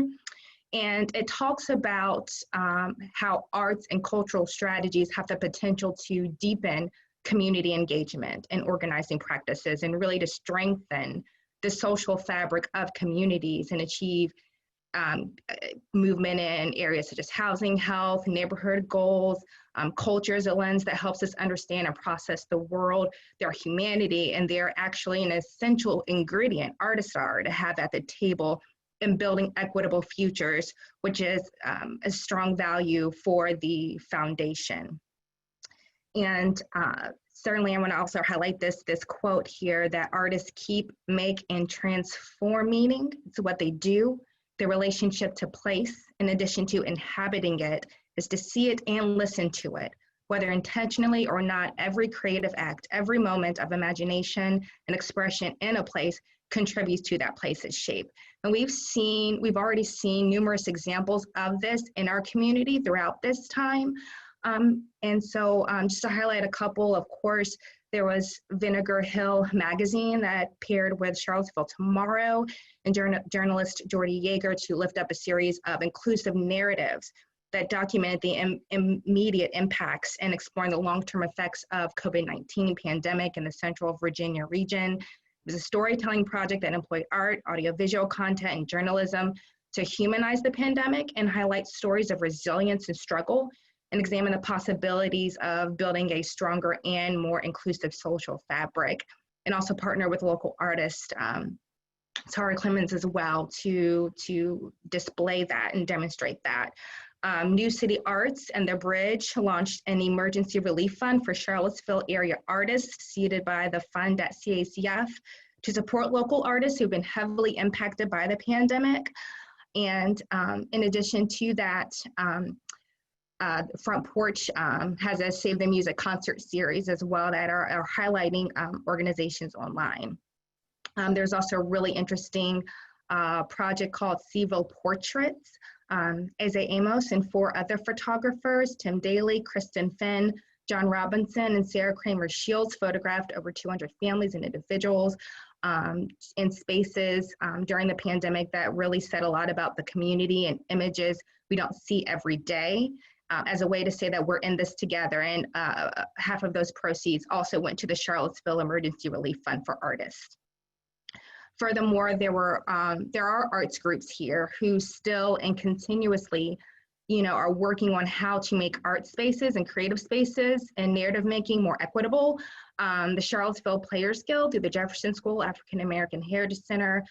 Later this month, they're hosting a virtual conversation about the role of theater, specifically Black theater, in our changing landscape from the movement for Black lives, COVID, and the nature of being a Black artist in a field where voices and perspectives haven't always been seen or promoted.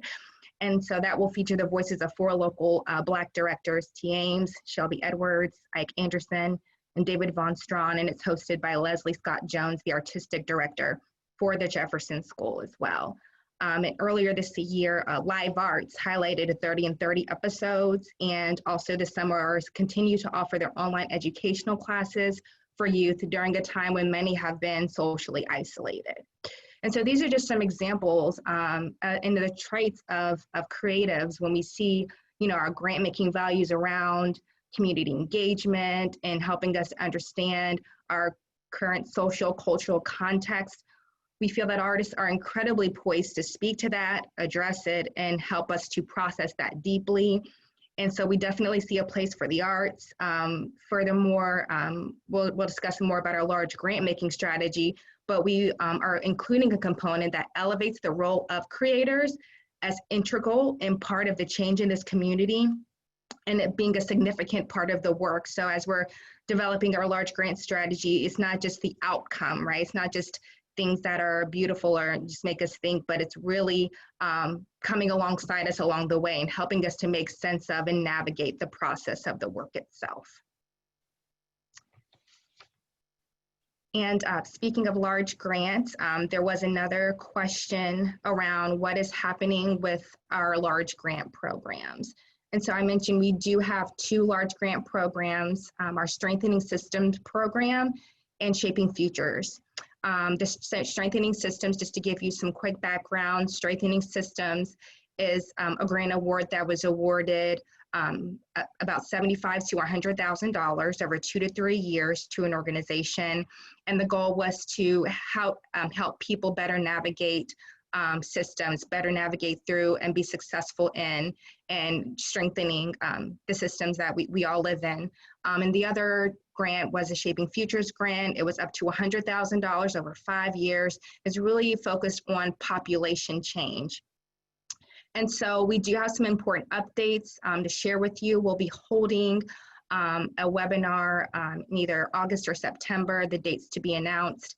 We will give you some updates on the work of our large grant partners, and we'll also give you more information about our strategy for large grants. I also noticed today there was a question in the chat as far as when the large grant programs will resume as normal. So in order to answer that, I'll first answer some of the things that we've been learning through our large grant programs, because that is dictating how we are going to move forward with them. So the first thing is that we are still definitely committed to having a large grants program. The foundation feels that they are necessary, and so we're committed to large multi-year grants. However, from our previous structure, we've realized that it made it difficult for smaller organizations to be selected for the award. And we definitely are looking at ways that we can make the playing field a bit more equitable. And also, as far as restructuring the criteria, you know, our previous structure really didn't allow for enough time to achieve the goals of the grants program. So, and even the funding amount. So we realize if we're looking to strengthen a system or change or even potentially dismantle a system, a couple $100,000 over 2 to 3 years does not fully give the organization the best opportunity to fully address that issue as they would have liked to. So we're looking at that to make sure that our funding amount and the time allotted is a good fit to the goals of the program. And another key item that we learned is that with our grant applicants, by the time it came for the grant cycle to be open and to submit an application, there really wasn't a strong level of community engagement that was completed prior to the application. So we found that either there was a misalignment between what organizations felt was sufficient community engagement and what the foundation feels.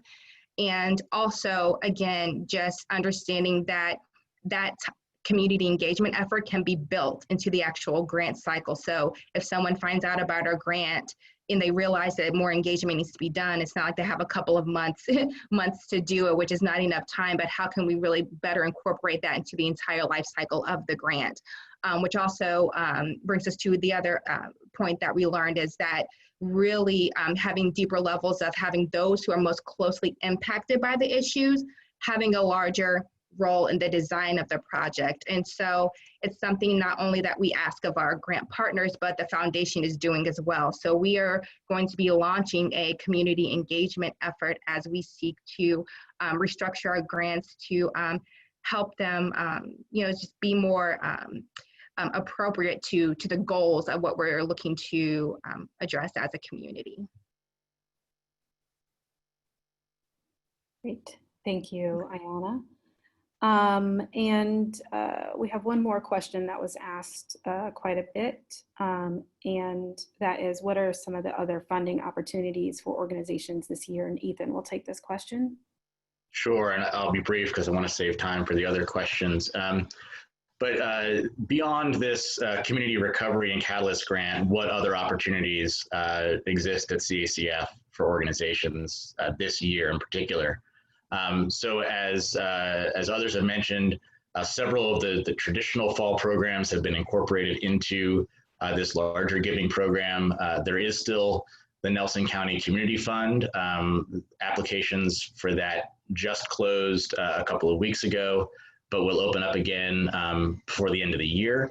The Prana Fund for organizations working with environmental education and children in Charlottesville and Albemarle will open up around Labor Day.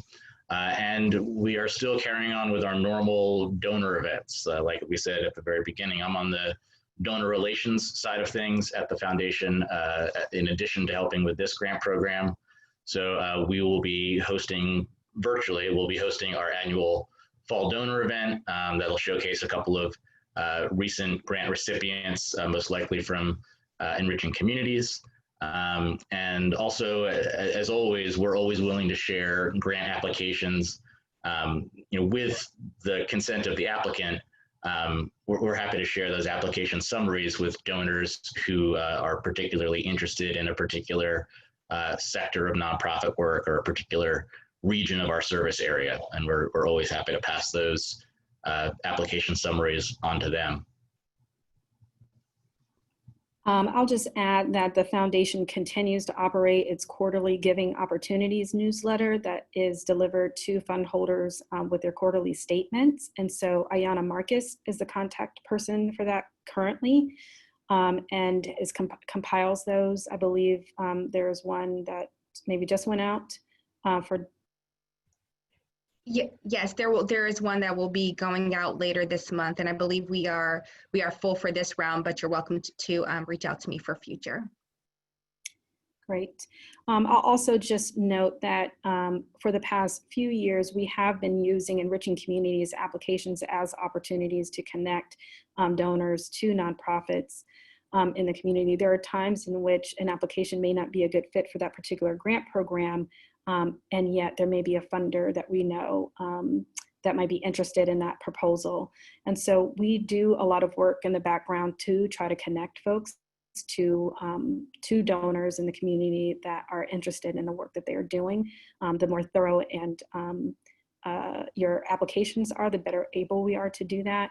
It's another reason that we're trying to shift towards higher touch and site visits so that we can convey that information accurately and in depth. Yeah, and just to speak to that briefly, there are about 140 donor advised funds at CACF, in addition to about 45 scholarship funds.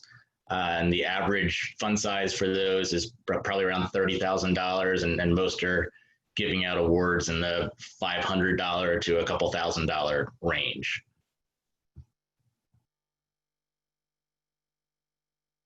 Thanks, Ethan. The other thing I wanted to note here is that, there's a lot of, is BAMA happening? Is Enriching Communities happening? Those are questions. I want to be clear that the funding for this program is coming from the SERF fund, the Community Emergency Response Fund, and it is a collaborative effort. So the foundation is using its financial resources to contribute, as well as generous support from the BAMA Works Fund, from Dorothy Batten, from the UVA Community Health Fund, and Twice as Nice for this special grant round. As such, we've been able to raise about $2 million for this effort, and the foundation will be fundraising to hopefully double that amount to be able to go out. So there's some question about how many grants or how big the pot is for this year. And so we're hoping to disperse between $3 to $4 million for this grant program, and awards are up to $50,000. Okay, so I'm going to go back to the Q&A box here and pick up some of the things that you guys are grappling with. So it indicates is participating in, one question is, does participating in an application with a partner nonprofit prevent an organization from being considered for a standalone application? I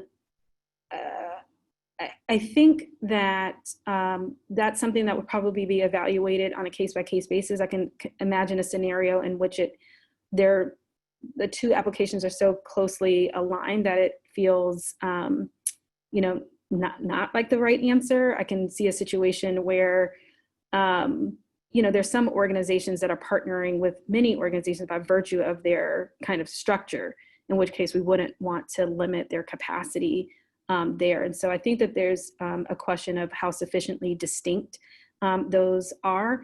As always, I think this question is really helpful. We are available, so please reach out to our programs team before you submit your application. We're happy to discuss the particulars and give you some support and advice on how to move some of those things forward. So I appreciate that question.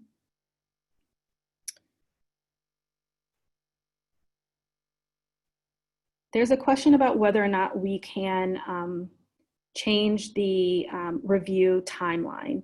And unfortunately, that is not going to be possible.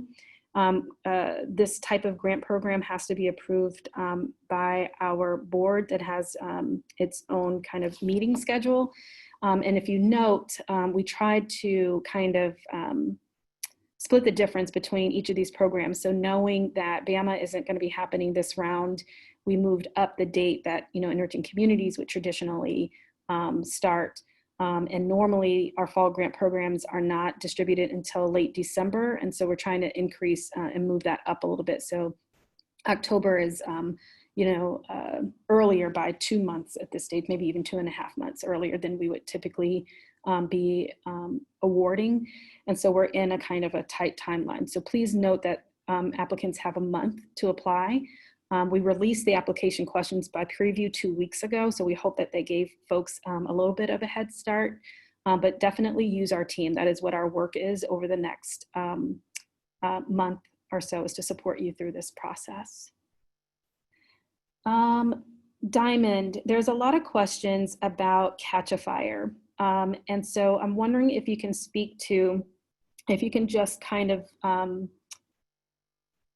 go over what Catch a Fire's value is and how we'll be selecting people. I think there's some confusion about how we're selecting people for Catch a Fire.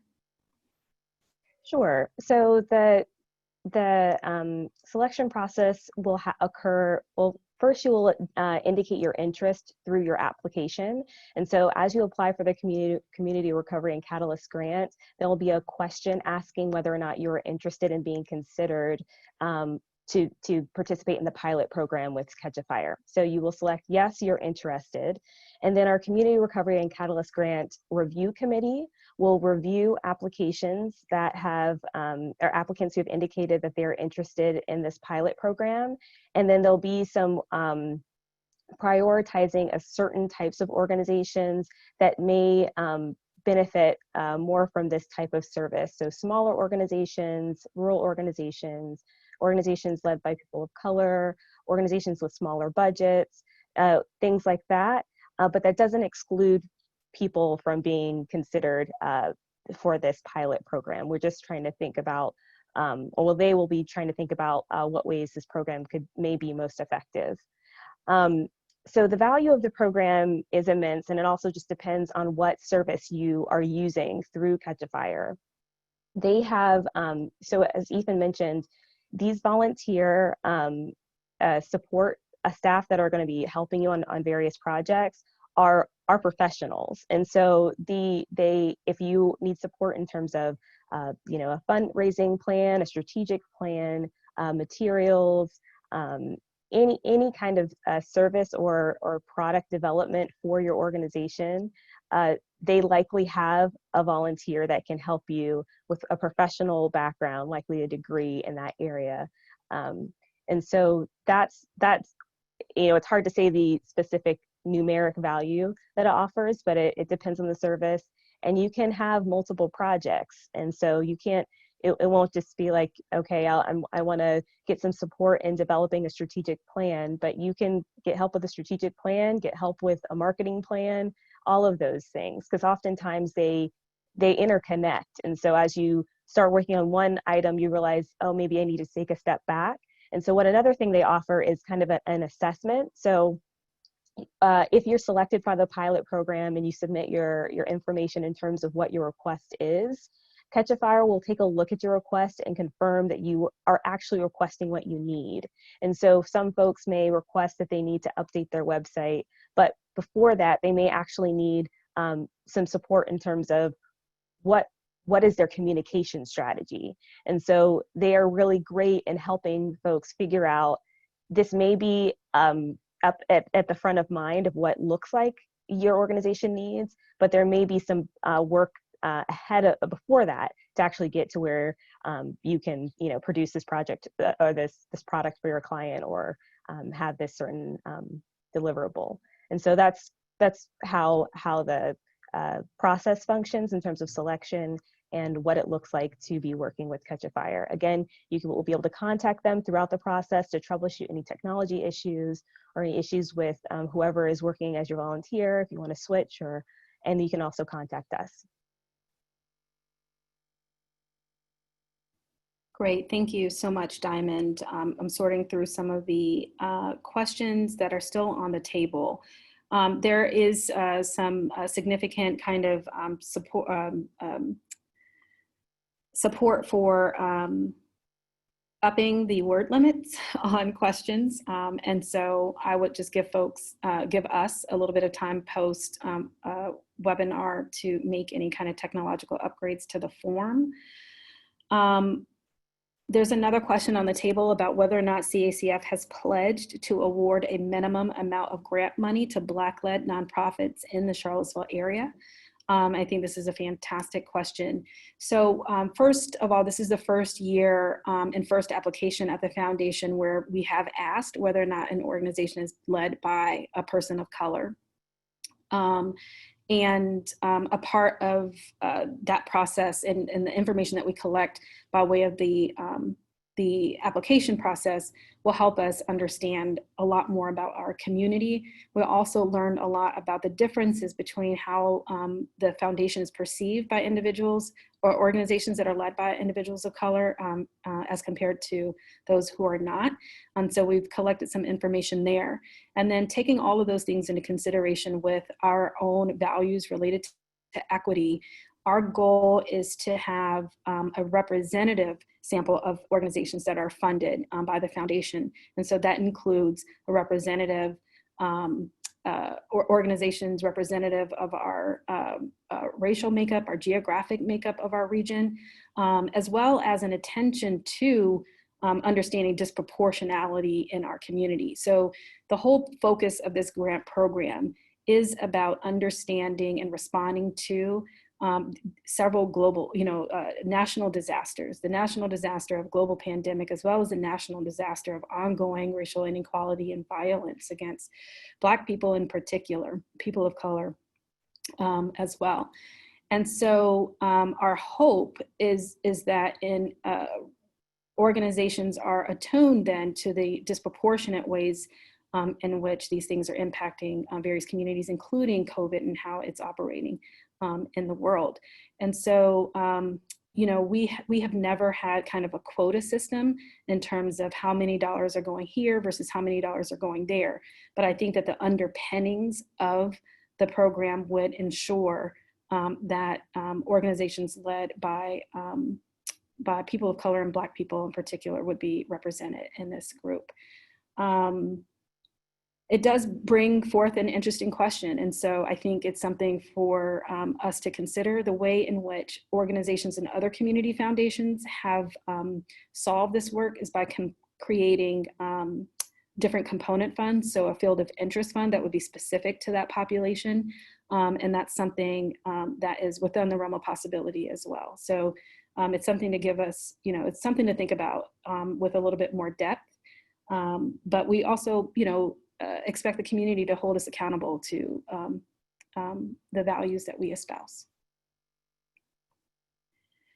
let's see. So there's also a big question here about the 990.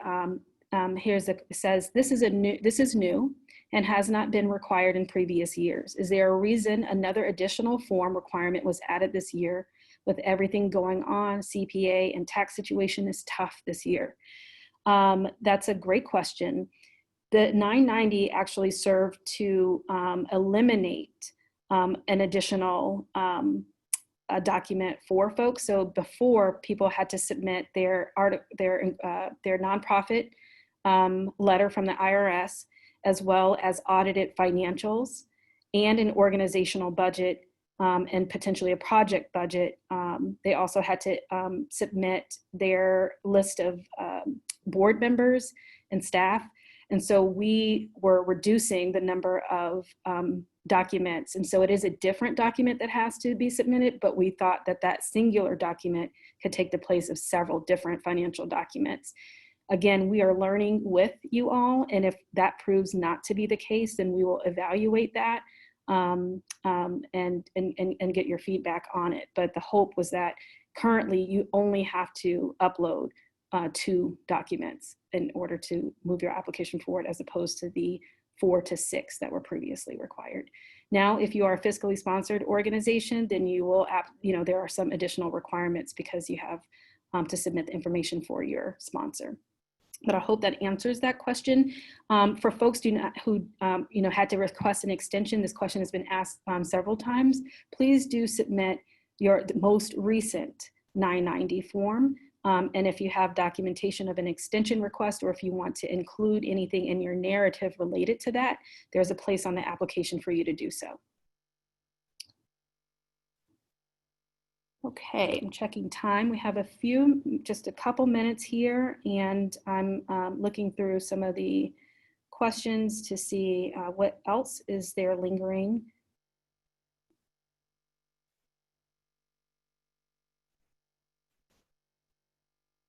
There's some questions, I think there's some continued questions about like partnerships and applications. I would encourage folks to reach out to their program manager to talk through exactly what that looks like. Each one of the questions is a little bit different, and I suspect each of the situations is going to be a little bit different.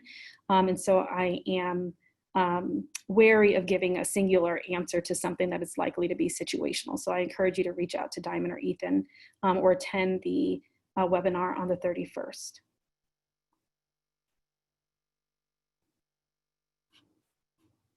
Okay. Excuse me. So there was a question about a new organization with no previous 990. So if you're a brand new organization, you do not have a 990, then you can indicate so in the comments section. And Diamond, do we need to change the restriction on the application for them to move forward? If they do not have a previous 990, you can, type maybe on just a Word document, save as a PDF. We do not have a previous 990, and just upload it in that required upload part of the application. And that way we'll just know that you're a new organization. Thanks. Fantastic. The date and time for the Q&A session is on July 31st. From 12 p.m. to 2 p.m. and we'll be sending out information via our newsletter. So I want to be respectful of everyone's time and end today at noon. So I want to just leave you with a note to be in touch with us. As Ethan said, this is literally our work right now, is to help you move through this process. We hope that the updates and changes for this particular grant round are those that are easy for you to navigate. If you're having any difficulties, please don't hesitate to reach out. Our office telephone number is listed on this slide, as well as our general email account. But please do remember for grant-specific information that the email address is crcgrants@cacfonline.org. But please do go to our website. At the bottom of the page, you'll see this banner and click here for email updates so that you can subscribe to our newsletter. It's one of the primary ways that we disseminate information. I'll also ask our attendees to take a moment right now to go to your social media of choice and follow the foundation on Facebook or Twitter. We are hoping to communicate more through that avenue as well, and encourage you to sign up. It's a place where we can share some updates on our grant programs and important information as well. So that for now concludes our webinar. You will receive an email following this with information related to a follow-up survey. The information is being recorded and will be available on our website as well. If you have additional questions, please do not hesitate to reach out to our team. Thank you.